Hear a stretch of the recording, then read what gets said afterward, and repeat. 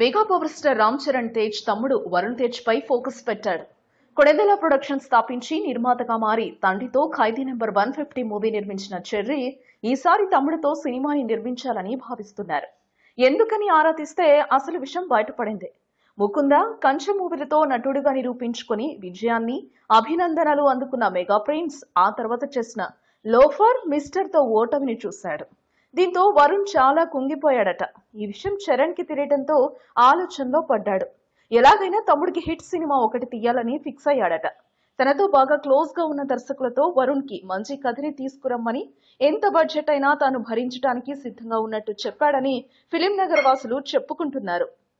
పైగా నిర్మాతగా తను ఎంట్రీ బాగుండడంతో సినిమాని నిర్మించడానికి వెనకాడడం లేదు. ప్రస్తుతం చరణ్ సుకుమార్ దర్శకత్వంలో నటిస్తూనే చిరంజీవి 151వ మూవీ ప్రీ ప్రొడక్షన్ పనులను చూసుకుంటున్నారు. శేఖర్ కమ్ముల డైరెక్షన్ లో వరుణ్ తేజ్ ఫిదా మూవీ చేస్తున్నారు.